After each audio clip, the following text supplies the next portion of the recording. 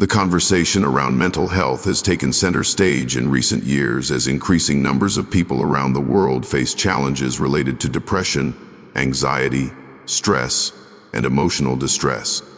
The pressures of modern life, compounded by global instability, economic uncertainty, and the isolating effects of digital culture, have led many to confront their psychological well-being in a more honest and open way. Amid this global shift, communities of faith, including Muslims, have begun to grapple with how religious teachings intersect with mental health realities. While the broader public discourse grows more compassionate and informed, many Muslims continue to face unique struggles in reconciling their mental health needs with their spiritual commitments and cultural expectations. Mental health remains a sensitive and often misunderstood topic in many Muslim circles. Despite the deep compassion at the heart of Islamic teachings, there persists a quiet stigma that discourages many from seeking help or acknowledging their inner turmoil. For some, emotional suffering is seen as a sign of weak faith. For others, the idea of speaking to a therapist, especially one unfamiliar with Islamic values, seems incompatible with trust in God. These sentiments, while often well-intentioned, can reinforce silence and suffering rather than healing and growth. The result is that many Muslims struggle privately, fearing judgment or misunderstanding from their families, communities, or even religious leaders. At the same time, there is a growing recognition among scholars, counselors, and health professionals that Islam not only acknowledges mental and emotional hardship, but also offers profound guidance for navigating it. The Quran, Hadith, and the lived example of the Prophet Muhammad offer rich resources that can support emotional well-being and provide meaningful comfort in times of psychological pain. Yet, these teachings are not always clearly presented in the context of modern psychological frameworks. Many Muslims are taught to pray, be patient, and trust God, but they are not always given the tools to understand how those practices interact with real-life experiences of trauma, grief, or mental illness. This gap between spiritual ideals and practical mental health support has created a complex tension. On one hand, Muslims are taught that God is the most merciful, the all-knowing, and that He understands what lies hidden in the hearts of His creation. On the other hand, cultural taboos, misinformation, and lack of access to appropriate care often prevent people from acknowledging their struggles or seeking treatment. This disconnect can lead to feelings of guilt, isolation, and confusion. A person may wonder why they feel anxious or sad despite being religious. They may question whether their suffering is a punishment or a failure to be grateful. In some cases, they may withdraw from their spiritual practices entirely, believing they are no longer worthy of divine connection. The need for a deeper, more compassionate understanding of mental health within the Islamic worldview is more urgent than ever. It is not enough to tell people to have faith without also helping them develop emotional resilience and psychological tools. Likewise, it is insufficient to rely solely on secular therapeutic models that do not account for the centrality of faith in the lives of many Muslims. A holistic approach is needed, one that honors the sacred, while also embracing the science of the mind. Islam, when properly understood, is not in conflict with mental health care. In fact, it provides a strong foundation for emotional well-being through its emphasis on balance, reflection, mercy, and communal responsibility. The story of mental health in the Muslim world is not one of absence or neglect, but rather one of potential waiting to be awakened. Throughout Islamic history, scholars and physicians explored the connection between the soul and the body, the mind and the heart. Terms like nafs, qalb, and aql were used to describe different aspects of the human experience, suggesting an early and nuanced understanding of psychological states. Figures such as Al-Ghazali, Ibn Sina, and others developed frameworks for inner purification and healing that echo many contemporary therapeutic methods. These traditions show that Islam has long recognized the importance of caring for one's inner world.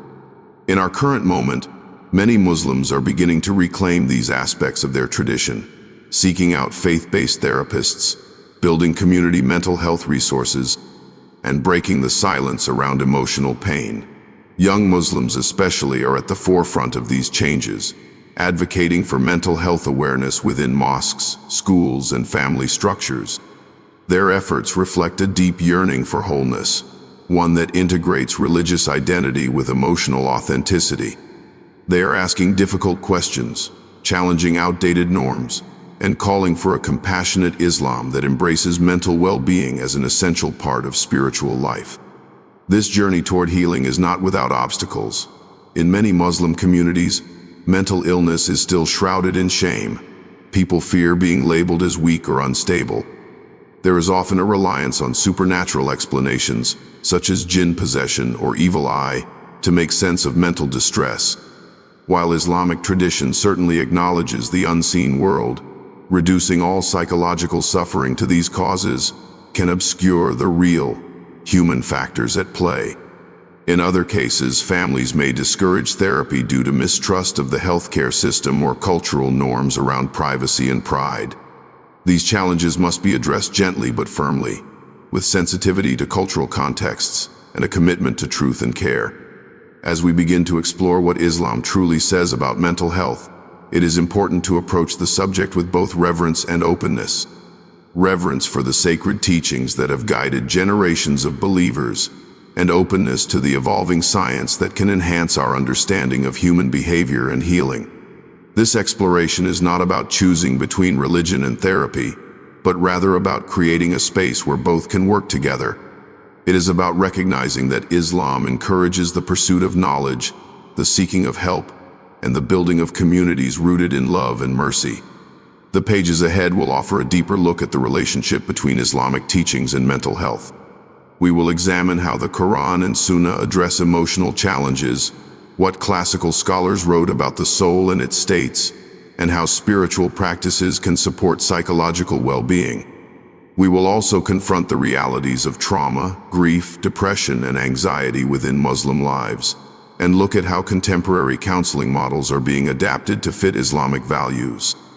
Along the way, we will meet voices of faith, resilience, and recovery, people who have walked the path of pain and healing and found strength in both prayer and professional help. In telling this story, we affirm that mental health is not a modern invention or a foreign concept, but a vital part of what it means to be human and Muslim. We affirm that seeking help is not a sign of failure, but of courage. We affirm that God's mercy is wide enough to encompass our confusion, our sadness, and our efforts to heal. And most of all, we affirm that within the Islamic tradition lies a wellspring of wisdom that can guide us toward wholeness in body, mind, and soul. This is a story about that wisdom and the journey of discovering how it can transform our understanding of mental health, not just as a medical concern, but as a deeply spiritual one. Islam is a faith that speaks directly to the human condition. Its sacred texts are not just theological statements or legal frameworks, but deeply resonant messages addressed to the human heart, mind, and soul. Within the Quran and the teachings of the Prophet Muhammad, there are countless moments that touch upon the emotional and psychological realities of life. From grief and anxiety to fear and hope, the sacred sources of Islam reflect an honest engagement with the complexities of the inner world. Rather than deny the presence of mental and emotional pain, Islam acknowledges it, gives it a name, and offers both spiritual and practical tools to navigate it. This understanding, when brought into focus, can become a source of immense comfort for anyone struggling with mental health challenges. The Quran speaks in a language of the heart. Over and over again, it refers to the qalb, the seat of intention, awareness, and emotional understanding. It draws attention to the state of the heart as a mirror of a person's spiritual and psychological condition. A heart can be pure and tranquil, or it can be diseased, hardened, or blind. It can tremble with fear, swell with gratitude, or sink in sorrow. The heart in the Quran is not just a metaphor. It is central to the human experience and intimately connected to how a person feels, thinks, and relates to God and others. Mental health, in this context, is not some abstract issue, but rather a reflection of what is happening inside the heart. Alongside the heart, the Quran also addresses the nafs, the self or soul. The nafs is a multifaceted concept. It is the part of the human being that desires, struggles, hopes, and acts. It is capable of good and vulnerable to harm. The Quran identifies different states of the nafs, showing that the self is not static.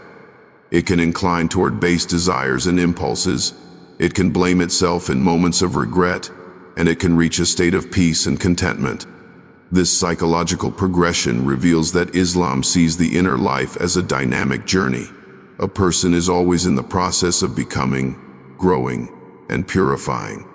The very act of acknowledging one's inner turmoil and seeking healing is part of this sacred journey toward a tranquil soul. The prophetic tradition further illuminates this understanding. The life of Prophet Muhammad is filled with moments of deep emotion, showing that even the most spiritually elevated person experienced the full spectrum of human feeling. He wept at the grave of his son. He grieved the deaths of his companions and family. He felt the burden of rejection, the weight of responsibility, and the fatigue of hardship. And yet, he remained steadfast, not by denying these feelings, but by turning toward God with sincerity and trust. His example teaches that vulnerability is not a weakness. It is a sign of humanity, and when embraced with humility and connection to the divine, it becomes a source of strength. In one of the most poignant examples, the Quran recounts the grief of Prophet Yaqub when he was separated from his beloved son Yusuf. His sorrow was so intense that his eyes turned white from weeping. Yet this was not presented as a failure of faith.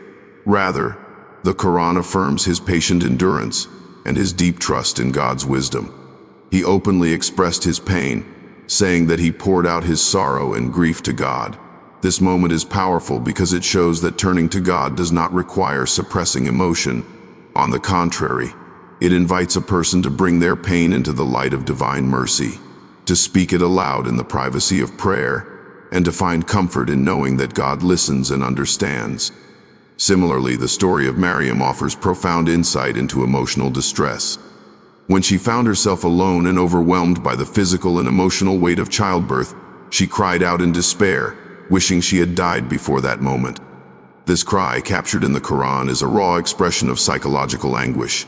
And yet, God responded not with rebuke, but with support and provision. A stream was made to flow beside her, and she was gently encouraged to shake the trunk of a palm tree so that ripe dates would fall. This story reminds us that even the most revered among us can feel crushed by life's burdens, and that divine care is not conditional on emotional perfection. Healing often begins in moments of desperation, when one feels seen and sustained by something greater than oneself. The teachings of the Prophet further reinforce the importance of emotional well-being. He encouraged believers to care for one another's feelings, to show mercy, and to avoid harshness. He was known for his gentleness, for speaking kindly, and for making people feel valued. His interactions with others were marked by a deep psychological intelligence. He could sense when someone was sad, and he offered consolation. He made time for people's stories, concerns, and fears. He validated their struggles and reminded them of God's compassion. These moments are not just historical anecdotes. They are templates for how Muslims can cultivate communities of support and kindness, where mental and emotional health are taken seriously. Among his many sayings, the Prophet once said that no fatigue, illness, sorrow, sadness, or mental anguish afflicts a Muslim except that Allah expiates some of their sins through it. This hadith acknowledges a wide range of internal experiences and affirms their spiritual significance. It suggests that suffering is not meaningless. While it is never glorified or desired, it can become a means of drawing closer to God, of refining the soul, and of deepening one's reliance on divine mercy. This perspective does not romanticize pain, but it offers a way to hold it with dignity and purpose. Another teaching that offers comfort is the assurance that God does not burden a soul beyond its capacity. This verse is often cited in moments of hardship, and for good reason. It serves as a reminder that while suffering may feel overwhelming, it is never random or beyond endurance. It encourages a person to believe in their own resilience, to trust that they are stronger than they think, and to know that help is near. This idea can be especially powerful for those battling mental health challenges, who may feel helpless or broken. It reframes their struggle as something they are capable of facing, not because they are alone, but because God's support is always present. At the same time, Islam encourages practical steps toward healing. The Prophet sought medical treatment when he was ill and advised others to do the same. He taught that every disease has a cure, inviting believers to pursue remedies and care. This includes mental and emotional ailments, which are just as real and deserving of treatment as physical ones. Faith does not negate the need for support, whether that comes in the form of therapy, medication, or social connection. Instead, it enhances the healing process by grounding it in hope, meaning, and spiritual resilience. Taken together, the Quran and Sunnah paint a rich picture of the human inner world. They do not deny the existence of mental and emotional struggle. They affirm it, validate it, and provide a framework for navigating it. They teach that it is not shameful to feel sorrow, fear, or despair, and that healing is always possible, no matter how deep the pain. They offer a vision of a compassionate God who knows what weighs on the heart and who responds not with condemnation, but with mercy and guidance. In exploring these teachings, Muslims can begin to reframe their understanding of mental health, not as a failure of faith, but as part of the broader journey of the soul. They can learn to see their struggles as moments of connection with God, as opportunities for growth, and as calls to seek both spiritual and psychological care. This understanding opens the door to a more compassionate, holistic approach to mental well-being, one that honors the wisdom of the past while embracing the insights of the present. In doing so, it brings the sacred into the most personal of experiences, offering light in the midst of darkness and hope in the face of despair. In the Islamic tradition, the human being is viewed as a complex, layered creation composed of body, mind, soul, and heart. This multidimensional view has always acknowledged that the human experience involves not only physical needs but also emotional, psychological, and spiritual states. One of the most profound and foundational concepts in this worldview is the notion of the nafs. The term nafs is often translated as self or soul, but it encompasses a broad spectrum of human inclinations, from the base desires of ego to the serenity of spiritual fulfillment. Classical Islamic thought gives considerable attention to the nature and stages of the nafs, and in doing so, offers a deeply psychological framework that parallels many insights found in contemporary mental health theories. The Quran identifies the nafs in three broad states. The first is al-nafs al-amara, often described as the soul that commands evil. This state is characterized by impulses driven by unchecked desires, ego, and selfish inclinations. It is the part of the self that inclines toward harmful behavior, heedlessness, and moral neglect. However, this state is not a permanent condemnation. It is simply one aspect of the human condition, particularly when left without guidance, self-reflection, or discipline. The second state is al-nafs al-lawama, the self-reproaching soul. Here, the individual becomes aware of their shortcomings and mistakes, and begins to engage in inner dialogue, feeling regret and aspiring toward betterment. This stage is one of inner conflict, where a person may oscillate between right and wrong but possesses the awareness that allows growth. Finally, there is al-nafs al-mutma'inna, the soul at peace. This is the state of inner tranquility that comes from alignment with divine guidance, moral clarity, and spiritual maturity. The soul in this state is no longer enslaved by desire or guilt, but rests in a deep, content relationship with its creator. This tripartite model of the nafs is not only spiritually insightful, but psychologically rich. It mirrors what modern psychology might describe as the movement from impulsivity and unconscious behavior to self-awareness, and ultimately to emotional regulation and well-being. The idea that the self is in constant development, moving through stages and capable of change, is central to both Islamic theology and psychological growth models. In this sense, Islamic teachings encourage a dynamic view of the self, where struggle is not only expected but necessary for transformation. A person is not defined by their lower tendencies, nor are they doomed by their past actions. With sincere effort, self-reflection, and divine assistance, the nafs can be refined, reoriented, and elevated. Many classical scholars built upon these Quranic foundations to develop elaborate models of the psyche. Abu Hamid al-Ghazali, a towering figure in Islamic thought, devoted much of his life to understanding the nature of the soul and the process of spiritual purification. His famous work, Ihya Ulum al-Din, or the revival of the religious sciences, blends theological knowledge with a deep awareness of the human heart. Al-Ghazali describes the internal struggle against the lower self as a form of jihad, an effort not just to resist sin but to align the heart and mind with truth and virtue.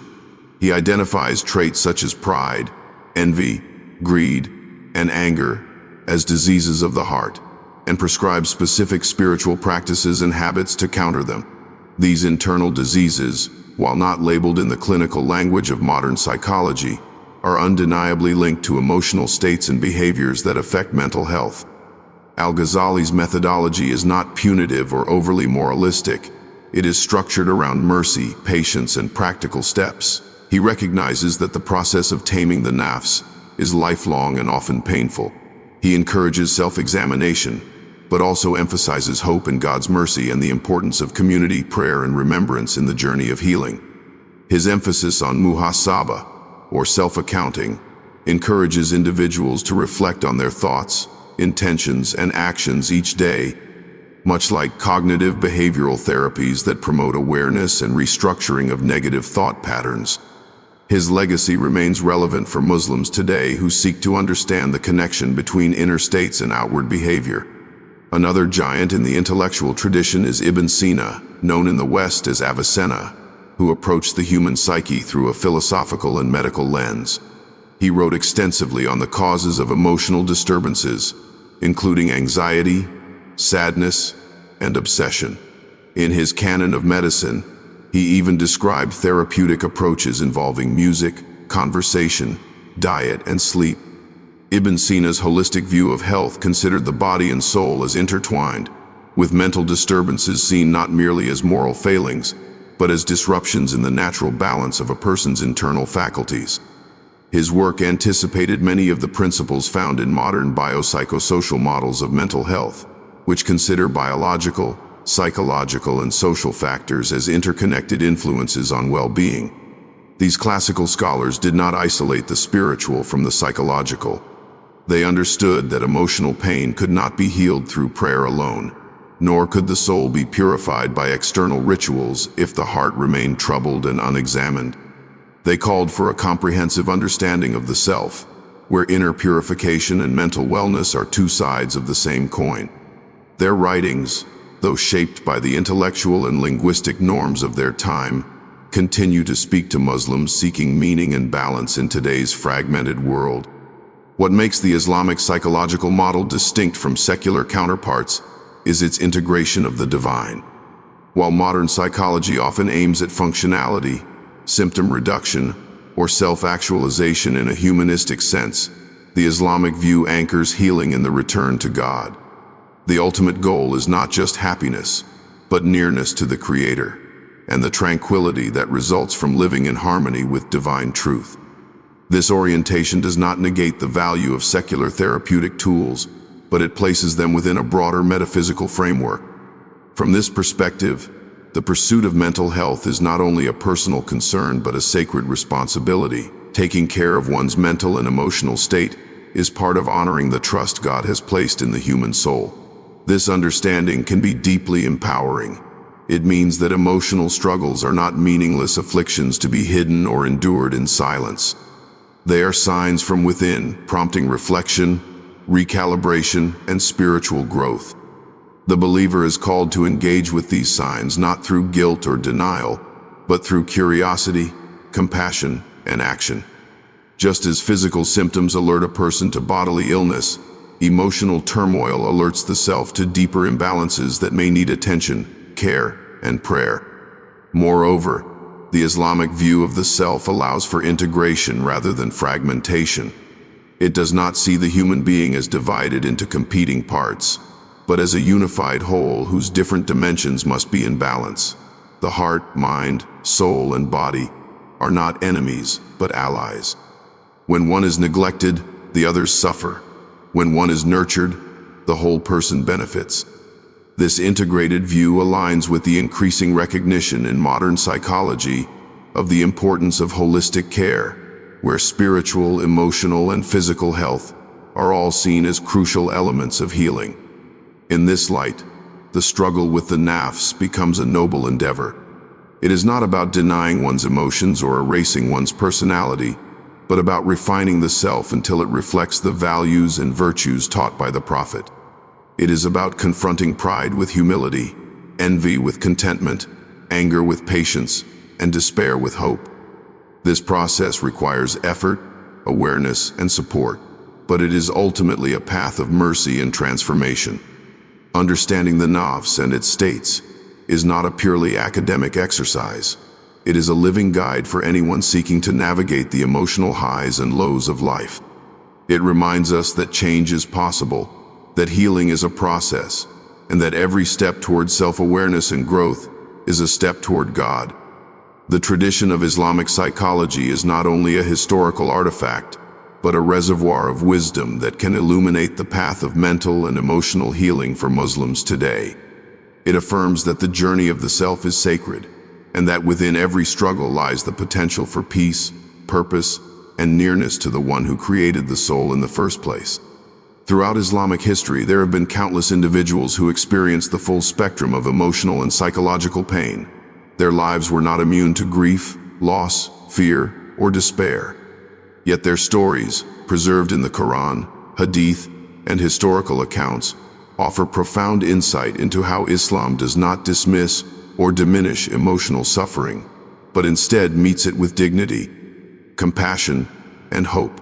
By examining the lived experiences of these figures, one begins to see how the tradition encourages an honest acknowledgement of pain alongside a steady reliance on God. These stories are not merely tales of sorrow, they are blueprints for how to hold grief and trauma within a spiritual framework, and how healing can emerge even in the midst of great emotional darkness. The Prophet Muhammad, peace and blessings be upon him, knew grief intimately. He was born into loss, having never met his father and losing his mother as a young child. He experienced the instability of orphanhood and the vulnerability of being raised without the constant protection of parents.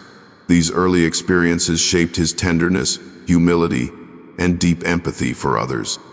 Later in life, he would continue to face profound sorrow, losing his beloved wife Khadija, his uncle Abu Talib, and several of his children. Each of these losses brought not only personal anguish but also tested his resolve during times of great external pressure. During the year of sorrow, when he lost both Khadija and Abu Talib, the emotional weight was so heavy that it was given a name in the historical record. Despite his immense spiritual stature, the Prophet grieved. He cried. He withdrew to the cave of Hira for solitude. He leaned into prayer, but he also allowed his humanity to show. His grief was not hidden or portrayed as a weakness. It was a testament to the depth of his love and the reality of human pain. The grief of the Prophet was not an isolated experience in Islamic history. The Quran itself is replete with accounts of other prophets who faced emotional suffering.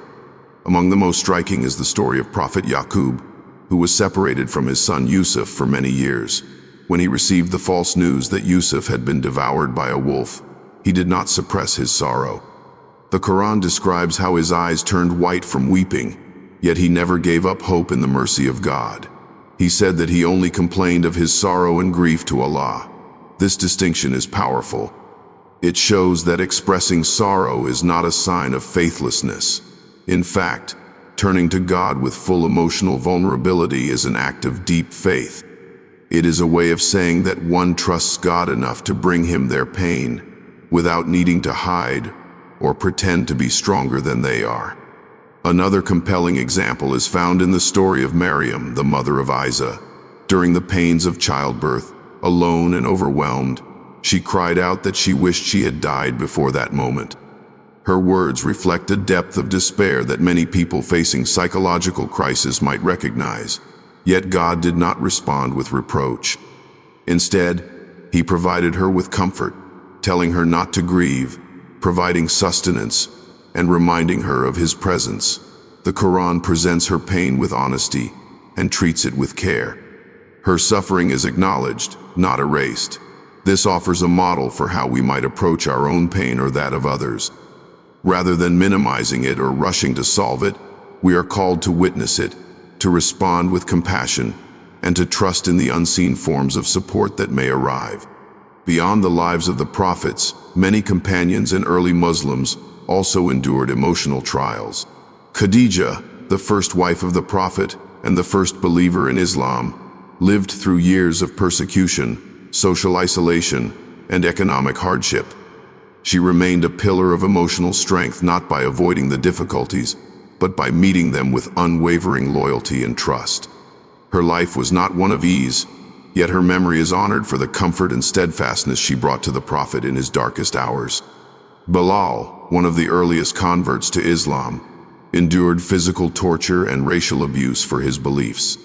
The trauma of his suffering was not denied, but transformed into spiritual beauty when he was later chosen to be the first to call the Adhan.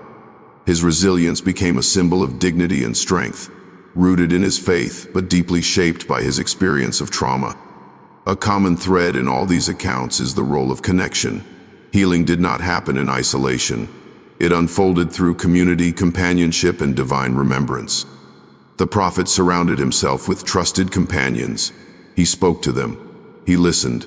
He sought refuge in the presence of God, but also in the warmth of human relationships. The Quranic stories often include not only the central figure's grief, but also the surrounding reactions of family, followers, and even antagonists. Pain is never portrayed as solitary. It is communal, and its healing requires both internal fortitude and external care. This idea is echoed in prophetic teachings that emphasize visiting the sick, comforting the grieving, and being present for one another in times of hardship. Islam does not leave people to bear emotional burdens alone. It insists that the Ummah act as a net of care and support. Trauma, especially in its modern understanding, includes not only the event that causes harm but also the lack of support that follows.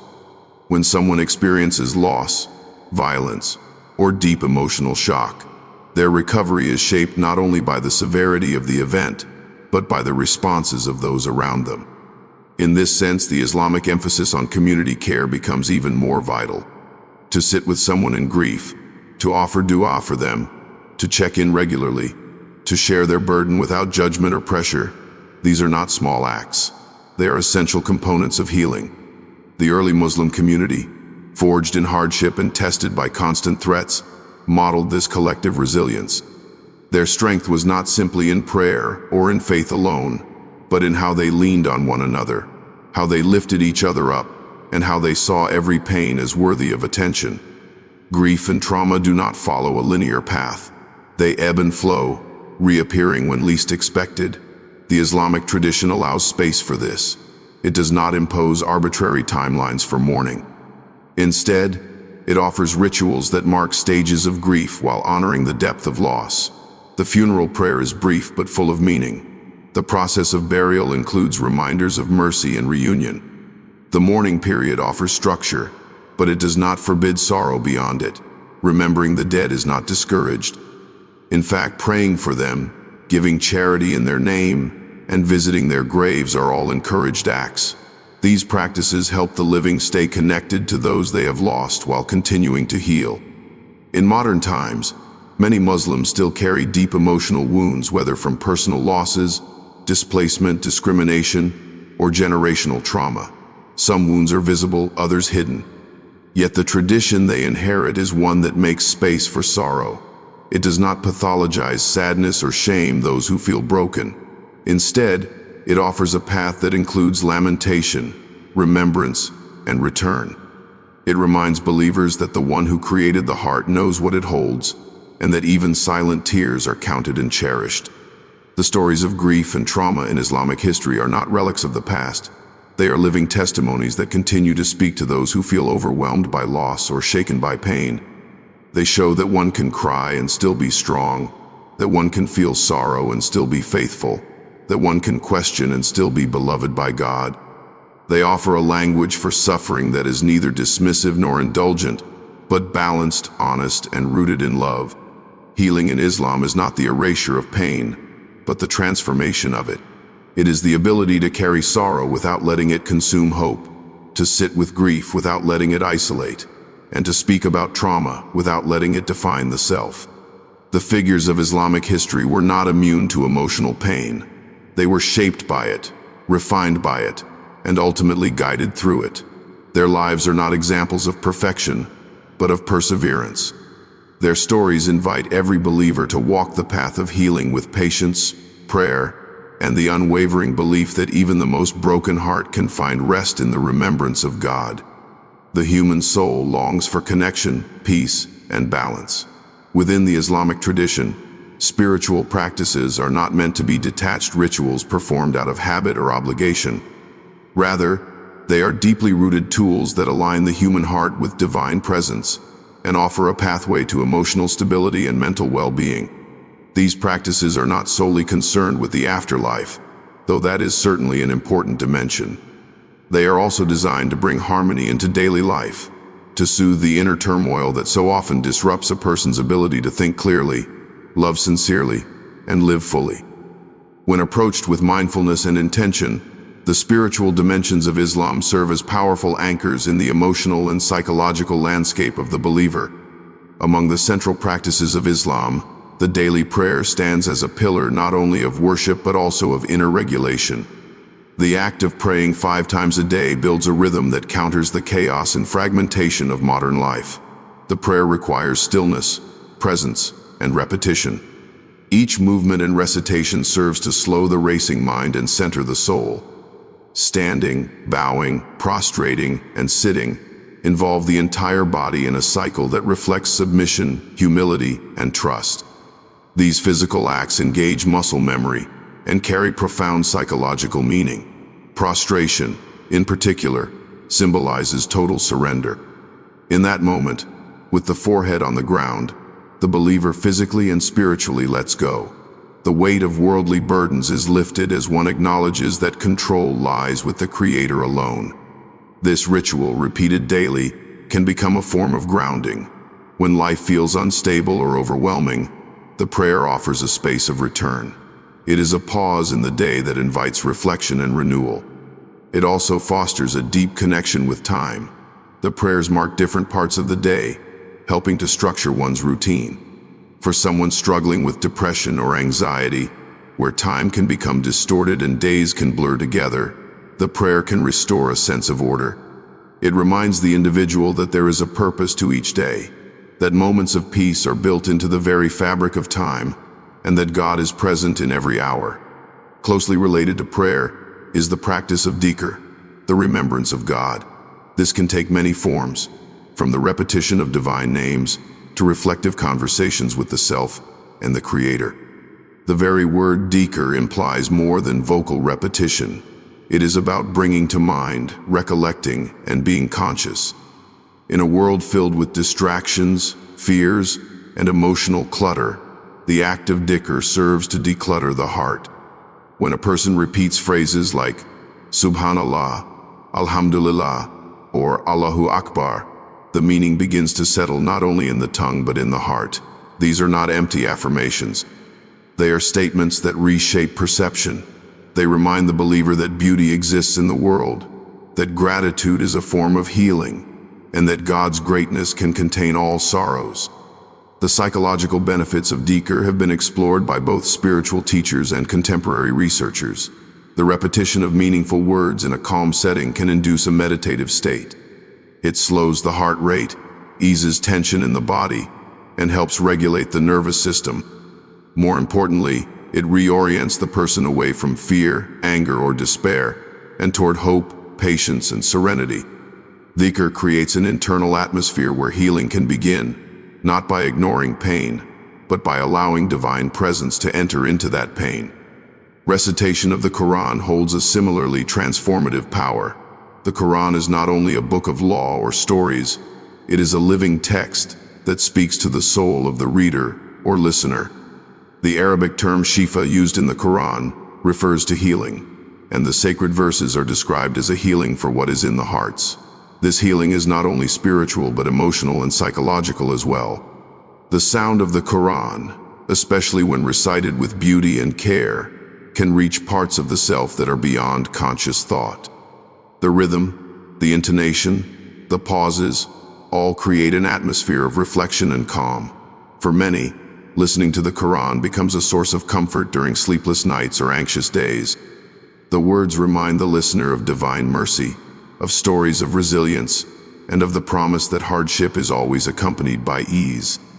Beyond the auditory experience, engaging with the meanings of the Quran allows for deep inner transformation. The text offers examples of people who struggled, who doubted, who fell, and rose again. It provides direct messages to the reader, calling them to patience, to gratitude, to reflection. It addresses the brokenhearted, the weary, and the hopeful. It validates human emotions and provides a divine context for them. In times of personal crisis, turning to the Quran can help reframe one's experience. It offers language for grief and pathways toward meaning. Fasting is another practice with profound psychological implications. While often associated with hunger and discipline, fasting is much more than abstention from food and drink. It is an act of heightened awareness. When the body is denied its usual comforts, the heart becomes more attentive. Emotions that are normally suppressed may surface. Patterns of thought become clearer. Fasting strips away excess and brings the believer face to face with their dependencies, cravings, and vulnerabilities. This confrontation is not meant to shame but to purify. It is a chance to reset, to recalibrate, and to return to a more centered state. The month of Ramadan, in particular, creates a communal and individual atmosphere of spiritual renewal. For many, it becomes a period of reflection, self-discipline, and increased compassion. The shared experience of fasting fosters empathy. When a person refrains from food, they become more aware of the struggles of others.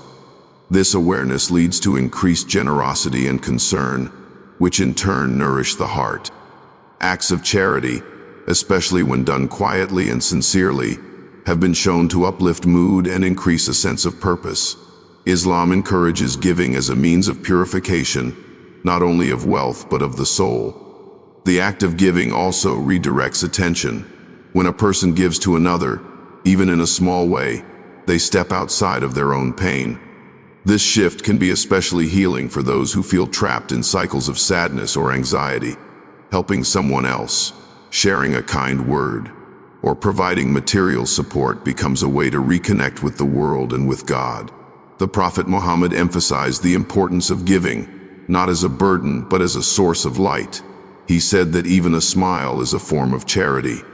These small gestures, when done with sincerity, can become daily acts of healing. In all these practices, intention matters. Performing rituals out of habit can still bring some benefit, but when done with mindfulness and presence, their power deepens. Islam encourages believers to renew their intentions often, to approach prayer not just as an obligation, but as a meeting with the divine. To see remembrance not as a tally of words, but as a turning of the heart. To fast not just to fulfill a duty, but to cleanse and transform. This inner approach does not require perfection. It simply requires sincerity. For those navigating mental health struggles, these spiritual practices can become lifelines. They do not replace the need for therapy, medication, or other forms of professional care. Instead, they provide a spiritual ecosystem that supports the emotional and psychological journey. They remind the person that healing is not only possible but already present in the sacred rhythms of the faith. The daily acts of worship become places where one can bring their sadness, their confusion, their exhaustion, and find solace in knowing they are not alone. Islam does not promise a life free of hardship.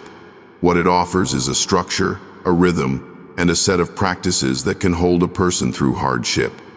It offers a vocabulary for suffering and a path toward peace. The prayer mat, the words of remembrance, the fast, the verses of the Quran, and the open hand of charity are all invitations to heal. They are not distant ideals but accessible practices. They meet the believer where they are, whether in strength or in brokenness, and gently guide them back to a place of connection, balance, and hope. Through these practices, Islam teaches that the journey toward mental and emotional well-being is not separate from the path of faith, but an essential and honored part of it. Mental health challenges have taken on many forms in the modern world. While emotional and psychological suffering has always been part of the human experience, today's pace of life, social structures, and unique stressors have brought about a wider range of symptoms and conditions that affect people across all walks of life. Within Muslim communities, these challenges are no less prevalent. Yet many individuals find themselves struggling to articulate what they are going through, often caught between the language of modern psychology and the spiritual framework they have inherited through their faith. When distress manifests in the form of depression, anxiety, obsessive thoughts, or a persistent sense of meaninglessness, some are left unsure of how to interpret these experiences within their Islamic worldview. Others fear judgment, misunderstanding, or being told that their suffering is a sign of weak faith. This tension can lead to a sense of isolation. A person may attend prayers regularly, engage in worship, and still feel a deep sadness that does not lift. They may know that God is merciful and believe in divine wisdom, but their internal state feels detached from these truths. When this happens, it is not uncommon for the individual to begin questioning themselves. They might wonder if their sadness is the result of some hidden sin or flaw in their spiritual practice. This internal confusion is compounded when community members, often with good intentions, advise them to simply read more Quran, pray more, or have stronger faith. While these recommendations can be beneficial, they are not always sufficient on their own to address the root causes of mental distress. Depression, for example, is more than sadness. It is a condition that can affect sleep, appetite, motivation, and thought patterns. It can cause a person to lose interest in things they once loved, to feel as though life is meaningless, or to experience a persistent heaviness that clouds every part of their day. When left unaddressed, it can interfere with personal relationships, work, and religious engagement.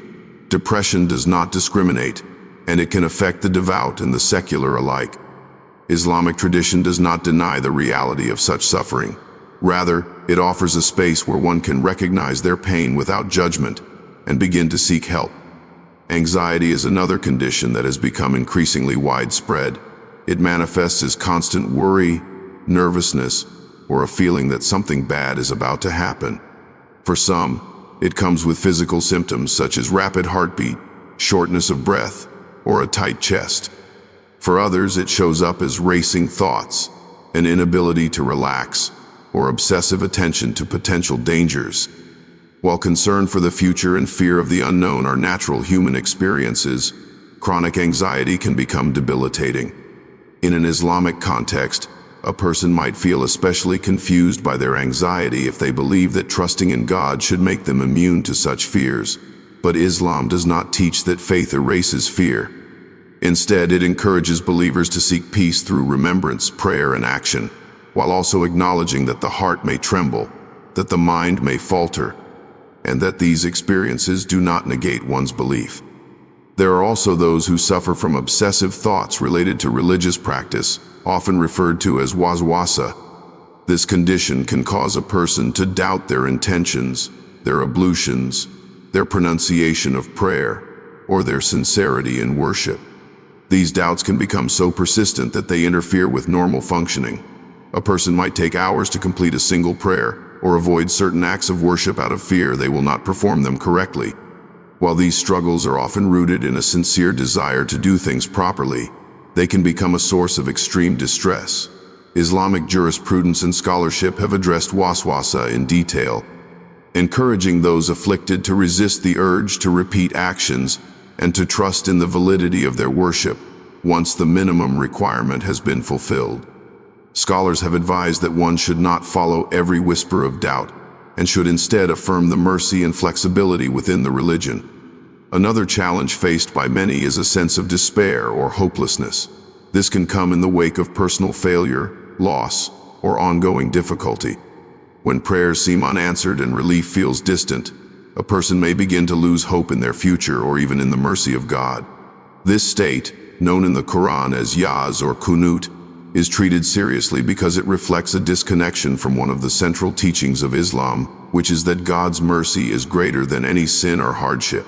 The Quran repeatedly emphasizes that despair is not from the believers, yet it does so with compassion, reminding the reader of stories where help arrived after long periods of trial. From the patience of Prophet Ayub to the escape of Prophet Yunus from the belly of the whale, the message is clear.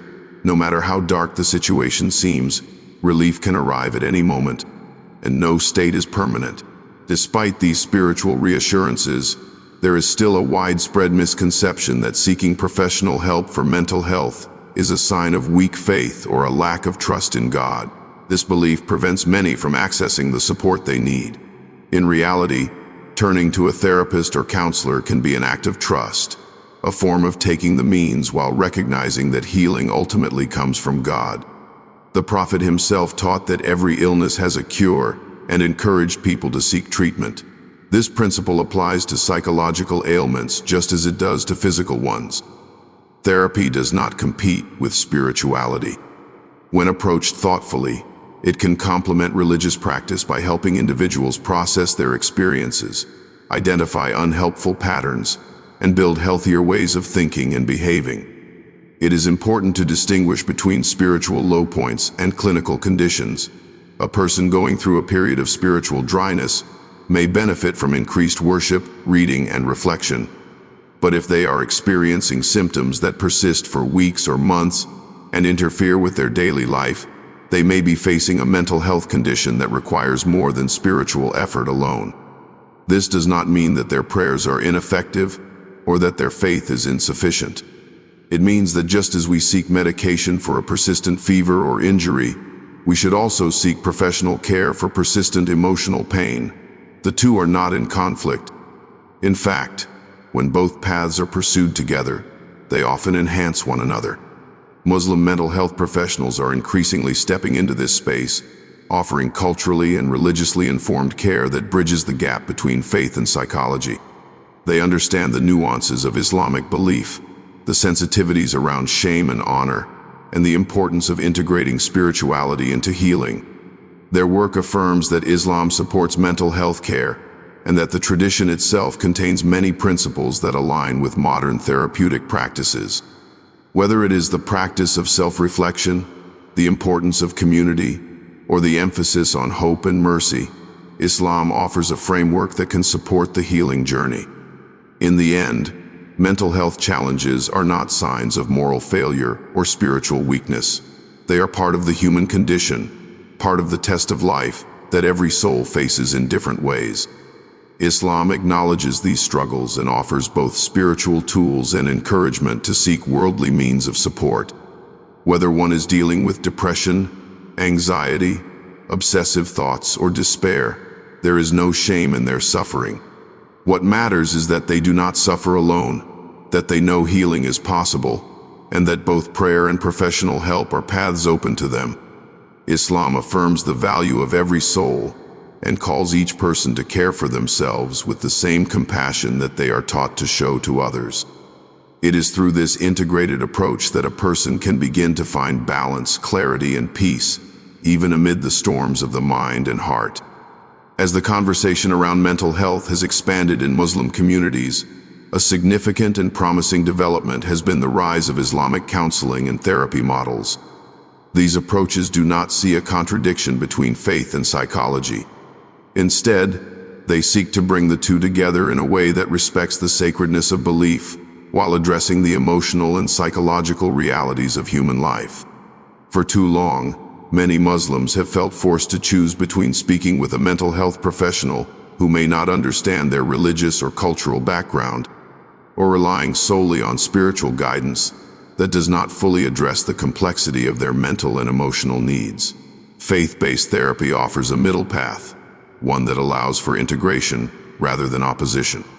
Islamic counseling begins with the understanding that human beings are multifaceted. They possess a heart, a soul, a mind, and a body. To heal one aspect while ignoring the others is to attempt a partial solution to a full problem. In this integrated model, The therapist does not see the client merely as a mind with cognitive patterns to fix, or as a patient with symptoms to manage. Rather, the client is seen as a whole person whose struggles are often deeply rooted in meaning, belief, and spiritual experience. An Islamic counselor acknowledges that the source of distress might be emotional trauma, unprocessed grief, relational wounds, or cognitive distortions. At the same time, they remain attuned to the client's relationship with God, their view of destiny, and the inner spiritual voice that seeks comfort, forgiveness, or connection. One of the most compelling aspects of Islamic counseling is that it frames healing as a process of return. This return is not just to a healthy state of mind, but also to a deeper sense of alignment with divine truth. In this process, a person is guided not only to understand their past and their emotions, but also to see how their spiritual life has been impacted and how it can be restored or enhanced. For instance, someone dealing with trauma might be carrying guilt that stems from a misunderstanding of divine justice. They might believe their suffering is punishment, or that their prayers were not answered because of personal failure. An Islamic therapist would explore these beliefs with compassion and offer insights rooted in theology, showing that God's mercy is not contingent on perfection, that trials are not always punitive, and that even prophets suffered and struggled. This kind of counseling does not replace theology with therapy, nor does it replace therapy with theology. Instead, it holds both together in a balanced and practical way. Many Muslim therapists are trained in Western models such as cognitive behavioral therapy, narrative therapy, or psychodynamic approaches, but they adapt these tools within an Islamic moral and spiritual framework. Cognitive behavioral therapy, for example, emphasizes identifying and challenging irrational thoughts. In an Islamic adaptation, this process includes exploring how negative thoughts may contradict the teachings of the Quran. A client who constantly tells themselves they are worthless might be gently reminded of the Quranic affirmation that God has honored the children of Adam, or that his mercy encompasses all things. In this way, therapy becomes not only a space for emotional healing, but also a process of spiritual realignment. Faith-based therapists often provide clients with practices that are familiar within the Islamic tradition. They may recommend specific supplications, mindfulness through structured dhikr, or journaling exercises that encourage reflection on gratitude and forgiveness. These tools are not prescribed in a rigid or dogmatic way. Rather, they are offered as invitations to connect the inner work of therapy with the outward acts of devotion. A client working through anxiety may find comfort in the morning and evening supplications taught by the Prophet, or in the practice of breathing with the remembrance of divine names. A person struggling with anger or resentment might be encouraged to explore the Quranic stories of patience and to write letters of forgiveness, even if they are never sent. These exercises draw from the deep well of Islamic spirituality while addressing the emotional needs of the client in a therapeutic setting. The relationship between therapist and client is central to any counseling approach, and in Islamic therapy, this relationship is built on mutual respect, compassion, and confidentiality. For many Muslims, particularly those from conservative backgrounds, the idea of sharing personal details with a stranger can be daunting. They may fear being misunderstood, judged, or having their privacy compromised. Faith-based therapists are sensitive to these concerns and often begin by building trust slowly, emphasizing the ethical responsibility they hold and the sacred nature of the counseling space. For women in particular, the opportunity to speak with a therapist who understands their cultural and religious values can be life-changing. It allows for a level of openness and vulnerability that might not be possible elsewhere. Islamic counseling also plays a vital role in addressing issues that are often neglected or stigmatized within the community. Topics such as domestic abuse, addiction, sexual trauma, and intergenerational conflict are frequently silenced in religious spaces. Yet these issues profoundly affect mental health and spiritual well-being. Faith-based therapists are often among the few people who are both trained and trusted to help individuals navigate these complex realities. Their ability to listen without judgment, to validate pain without compromising moral boundaries, and to guide clients toward both healing and accountability makes their work especially important. They serve not only as clinicians but also as bridges between the individual and the larger community. One of the most beautiful outcomes of Islamic counseling is that it often reignites a person's sense of hope. Many clients enter therapy feeling broken, confused, or distant from God. They may believe that their suffering has disqualified them from spiritual closeness. Through the therapeutic process, they begin to see that God's love is not withdrawn in times of struggle. They learn that healing is not a linear path, but a journey that includes setbacks, growth, and continuous return. They begin to replace the harsh inner critic with a voice of mercy. They discover that even in their lowest moments, they are not alone. This spiritual reconnection does not happen through force or guilt. It unfolds gently, through the experience of being seen, understood, and supported.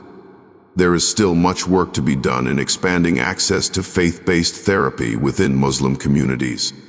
Many regions lack Muslim therapists, especially those trained in integrating Islamic values with modern psychology. Stigma remains a barrier, as does affordability and language accessibility. However, awareness is growing. More students are entering the mental health field with the intention of serving their communities. More imams are collaborating with therapists, recognizing that their roles can complement rather than replace each other.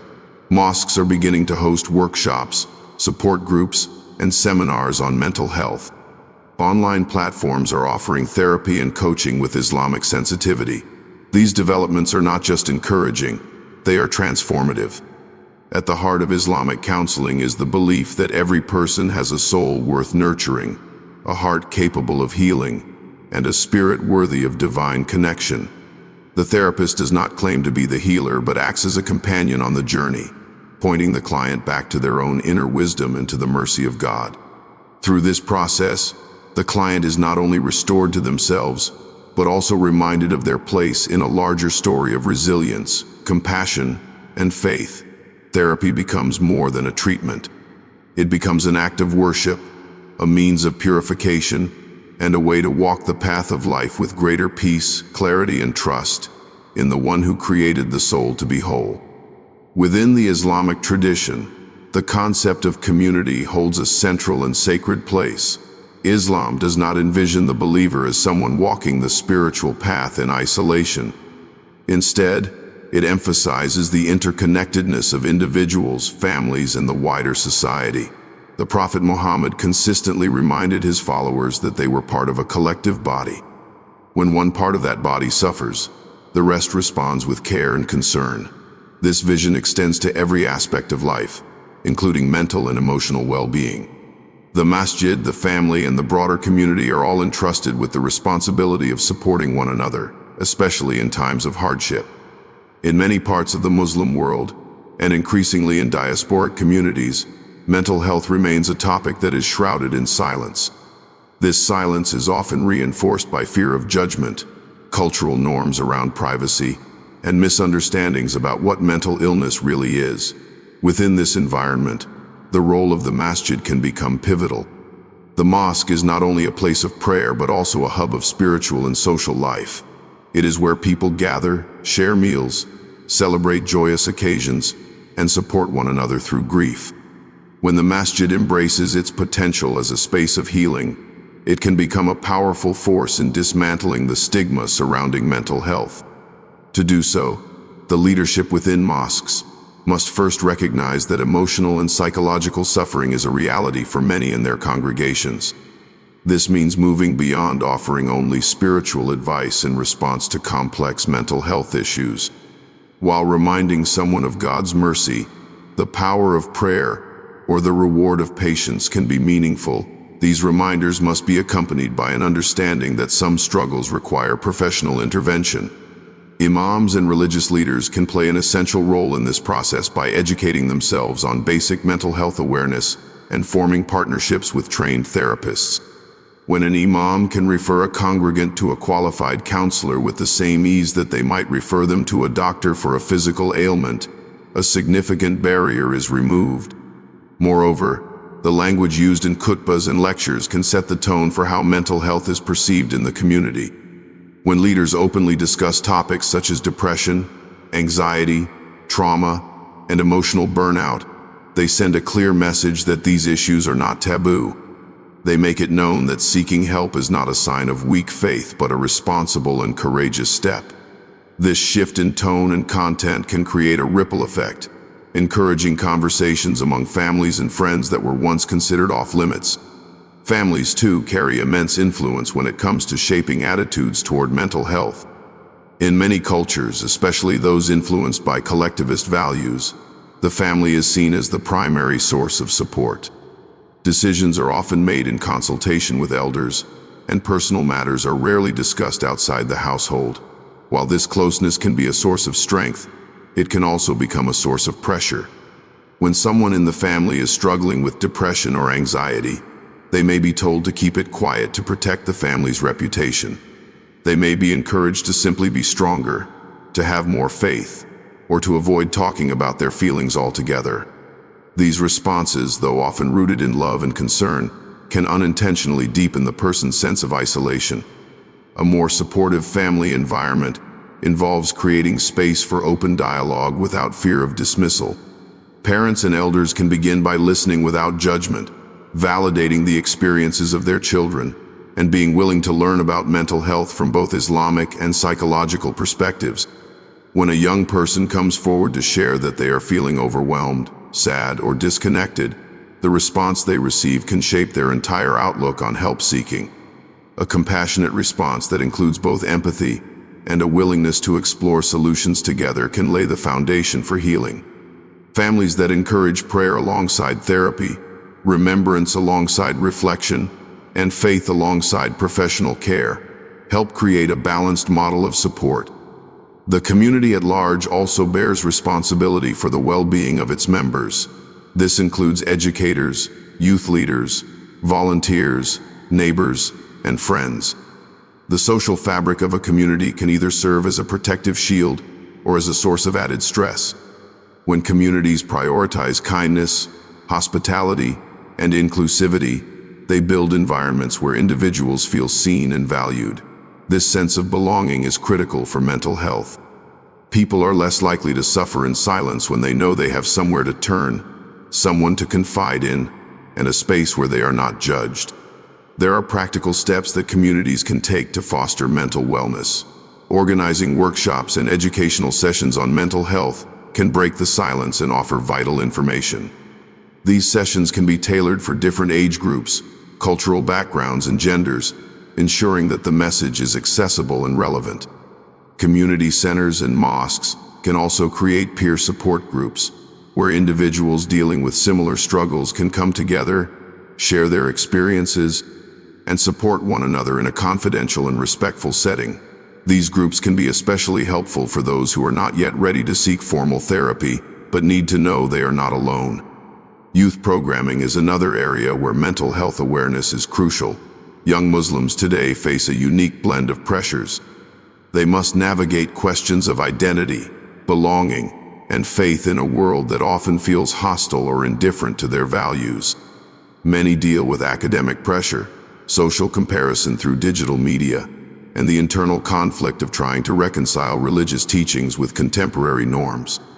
Providing young people with mentors, safe spaces, and opportunities to explore their emotions can have a lasting impact. When the community invests in its youth not only through religious education but also through emotional development, it strengthens its future. Elders also benefit from mental health support, though they are often overlooked in these conversations.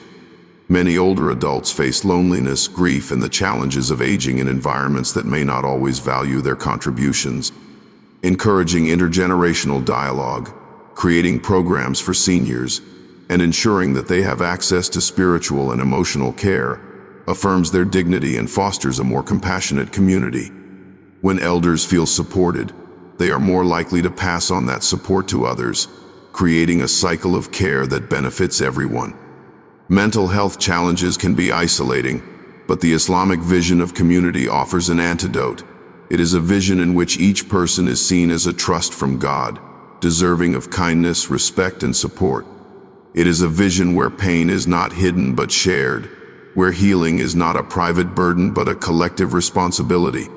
When masjids open their doors not only for prayer but also for conversation, when families replace silence with empathy, and when communities cultivate environments of mercy, they embody the teachings of the Prophet, who was sent as a mercy to all the worlds. In bringing mental health into the heart of the community, Muslims are not adopting foreign values or abandoning tradition.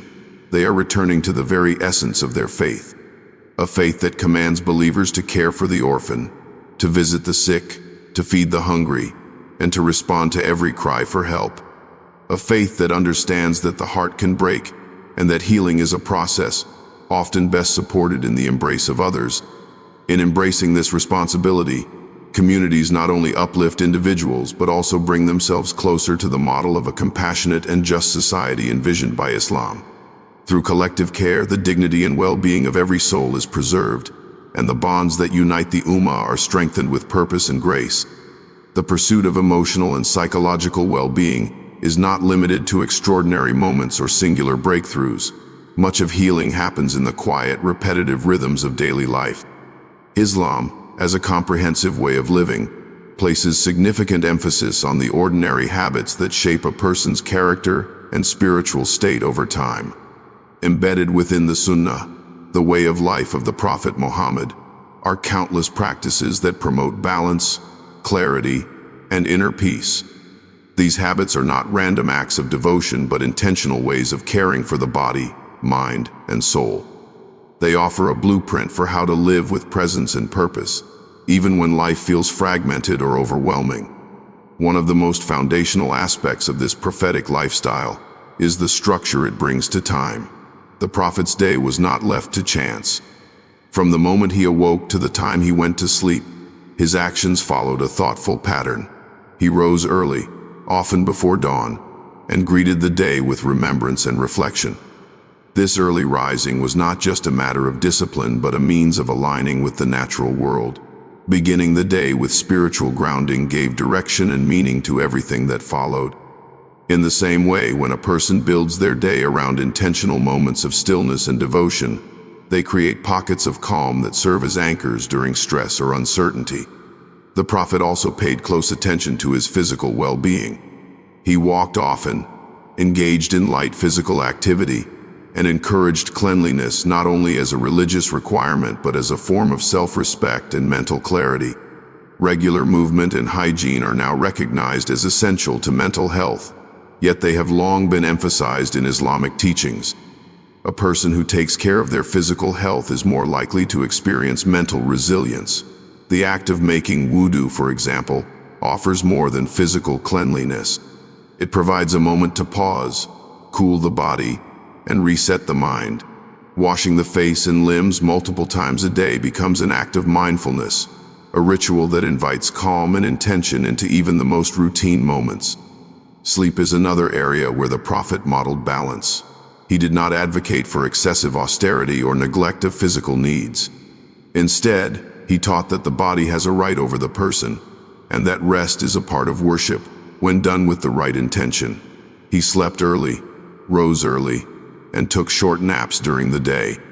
These patterns, when followed, help regulate the body's rhythms, improve cognitive function, and contribute to emotional stability. In a world where people often sacrifice sleep in pursuit of productivity, returning to this prophetic balance can restore a sense of harmony and protect against burnout. Eating habits also reflect the broader Islamic principle of moderation. The Prophet encouraged eating in moderation, expressing gratitude for food and sharing meals with others. He discouraged overeating and emphasized mindfulness during meals. These practices are not merely about etiquette.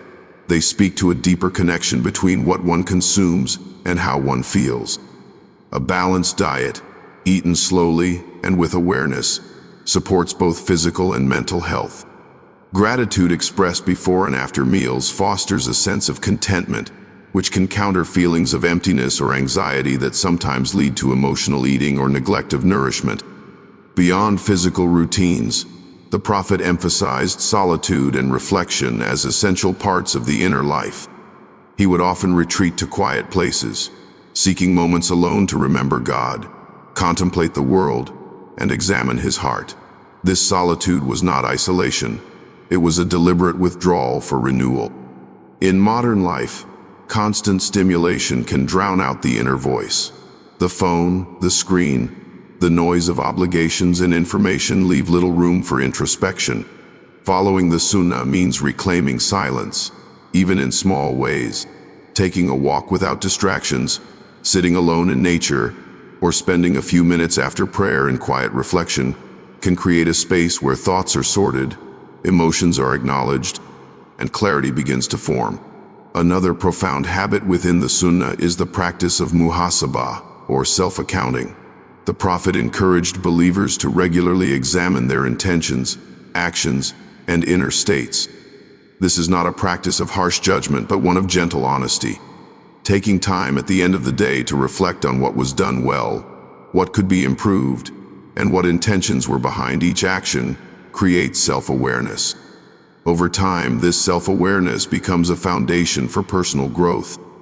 When a person is in the habit of checking in with themselves, they are more likely to notice early signs of emotional strain and to take steps toward care and correction. The Prophet also modeled the importance of healthy relationships. He was known for his warmth, his attentiveness to others, and his emotional intelligence. He made those around him feel valued and heard. He encouraged smiling, speaking kindly, forgiving quickly, and checking in on those who were absent. In a world where many people suffer from loneliness or strained connections, these simple yet profound acts can transform relationships. Emotional well-being is deeply influenced by the quality of one's relationships. Kindness, respect, and consistency in how one treats others contribute to a sense of security and belonging. They also invite reciprocal care, creating a circle of emotional support that sustains people through difficult times. The daily remembrance of God, through morning and evening supplications, is another habit that nurtures the heart. These moments of dhikr frame the day with meaning. They remind the believer that they are not alone, that protection, mercy, and guidance are always close. Starting the day with remembrance invites hope and direction. Ending the day with it brings closure and peace. These routines help regulate the emotional tone of life, offering a sense of predictability and sacredness that is especially helpful during times of stress or uncertainty. Journaling is not specifically recorded as a prophetic habit, but it aligns with the Islamic tradition of reflection and intentionality. Writing down thoughts, prayers, or reflections can be a powerful way to process emotions and track patterns. It allows the person to externalize what is internal, making it easier to observe and understand. It also becomes a record of growth. When someone looks back at entries from weeks or months past, they can see how far they have come, how their prayers have evolved, and how challenges have been faced. This practice can be especially healing for those who feel overwhelmed or stuck, as it offers perspective and clarity. The Prophet also demonstrated the value of laughter, playfulness, and lightheartedness. He raced with his wife, joked with children, and participated in celebrations. Emotional health is not only about managing pain, but also about making space for joy. Engaging in activities that bring delight, connecting with loved ones through laughter, or simply taking time to appreciate beauty and wonder are all part of a balanced life. The Prophet's example teaches that joy is not a distraction from worship, but an expression of it, a recognition of the blessings that surround us. By incorporating these habits into daily life, a person gradually creates an environment that supports mental and emotional well-being. These actions are not grand or dramatic. They are small, intentional steps that build a life rooted in presence, gratitude, and connection. The Sunnah does not promise a life without hardship. It offers a way to live with resilience, compassion, and balance. In following this path, the believer is not only seeking to emulate the Prophet in external acts, but also striving to embody his inward tranquility and trust in God. This path of self-care through the Sunnah is not separate from worship. It is worship. Caring for the body, calming the mind, nurturing the heart, and striving for spiritual alignment are all acts of devotion. They affirm that the self is a trust, a gift, and a means through which one draws nearer to the Creator. In this view, Every act of kindness toward the self becomes an offering. Every breath taken with awareness, every step walked in peace, and every moment spent in gratitude becomes part of the journey toward healing and wholeness. The Prophet's life is not only a model of spiritual excellence but also a guide to emotional wisdom and psychological well-being. By walking gently in his footsteps, the believer finds not only religious guidance but a daily refuge for the soul. Healing is not a final destination, nor is it a perfectly straight path. It is a journey that unfolds gradually, shaped by time, experience, faith, and intention. In Islam, healing is deeply tied to the understanding of life itself as a test, a sacred trust, and a process of returning to the one who created the soul. The Islamic tradition acknowledges the reality of suffering, but it never frames suffering as meaningless. Instead, it sees every trial, every ache of the heart, and every anxious thought as part of a larger story in which the human being draws closer to God through struggle, remembrance, and resilience. At the heart of this story is hope. Hope in Islam is not a shallow optimism that things will always go according to personal desire. Rather, it is a profound trust in the wisdom of God, even when the reasons for hardship are not yet visible. It is the certainty that God sees what is hidden, hears what is unspoken, and responds in ways that may be unknown but are always infused with mercy. The Quran speaks repeatedly of God's nearness to those who call upon Him, of His knowledge of what the hearts conceal, and of His power to bring life after death, light after darkness, and ease after difficulty.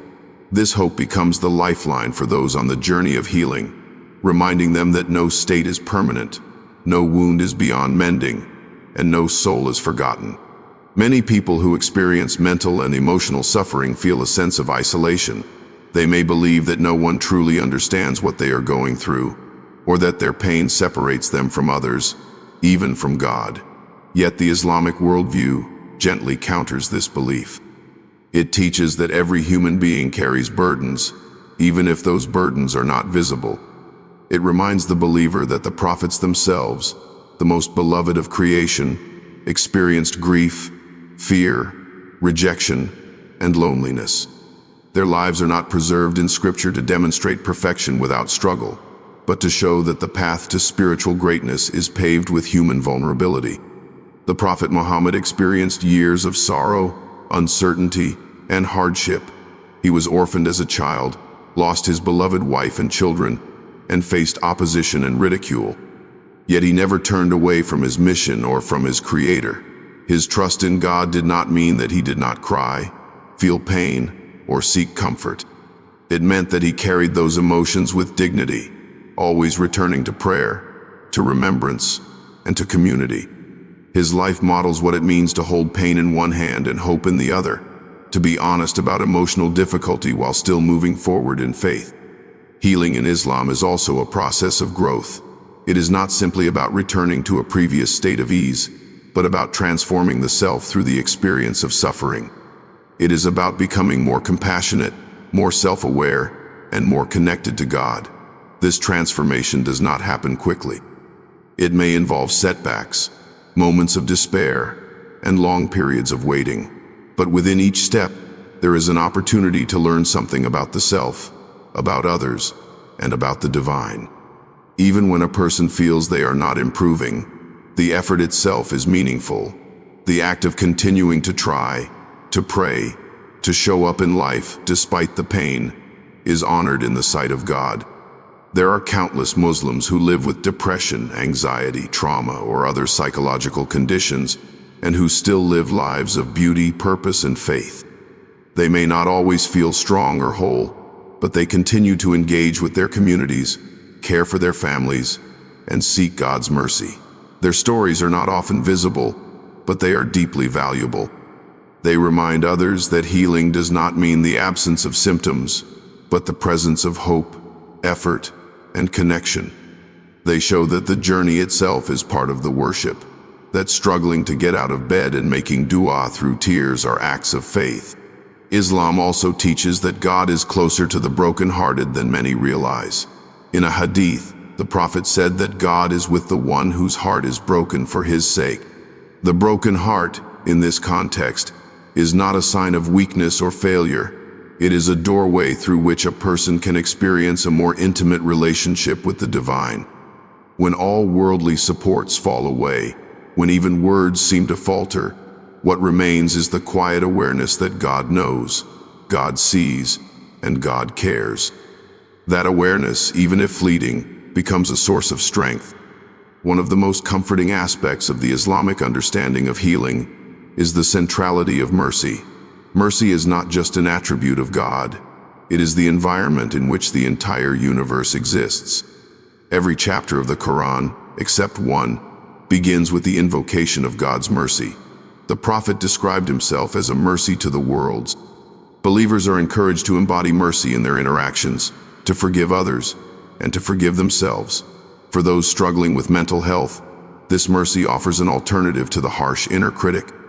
It allows space for mistakes, for slow progress, and for the reality that healing is not always linear. Self-compassion, a concept increasingly discussed in psychological literature, finds deep resonance in Islam. The believer is taught to hold themselves accountable, but also to treat themselves with kindness. When the Prophet was told of a man who had harmed himself out of despair, he did not respond with anger, but with a reminder of God's vast mercy. When a woman confessed her sins with sorrow, he offered her a path to redemption, not condemnation. These responses show that in the prophetic model, people are seen not only for their actions, but for their intentions, struggles, and desire to return to God. The journey of healing is also one of reconnection with the body, through sleep, movement, and nourishment. Reconnection with the self, through reflection, journaling, and therapy. Reconnection with others, through community, friendship, and service. And above all, reconnection with God, through prayer, remembrance, and trust. Each of these forms of reconnection contributes to the overall sense of well-being. They do not eliminate pain, but they make it bearable. They do not guarantee a life without sorrow, but they provide tools to live meaningfully within that sorrow. Ultimately, the Islamic path to healing affirms that being human is a sacred endeavor. It is filled with contradictions, complexity, and vulnerability. Yet within all of that, there is divine purpose. The struggles a person faces are not wasted. The tears they shed are not ignored. Every effort, every prayer, every step taken toward healing is seen and rewarded. This vision does not romanticize suffering, nor does it deny the real need for support, therapy, and sometimes medication. It simply adds another dimension to the process, reminding the believer that their journey is not just about feeling better, but about becoming closer to the one who created them. This understanding brings with it a gentle kind of strength. It allows a person to be honest about their pain without losing sight of their dignity. It encourages seeking help without shame. It supports both prayer and professional care. It holds space for moments of despair while never abandoning the promise of hope. It teaches that every person, no matter how broken they feel, is capable of healing, growing, and living a life that is meaningful, beautiful, and full of divine connection. As the journey continues, there will be days of progress and days of struggle. There will be moments of light and moments of shadow. But through it all, Islam offers a steady hand, a compassionate voice, and a promise that God is near, nearer than the jugular vein, nearer than the next breath. In that nearness lies the heart of healing, not as an endpoint, but as a lifelong journey of return, discovery, and grace.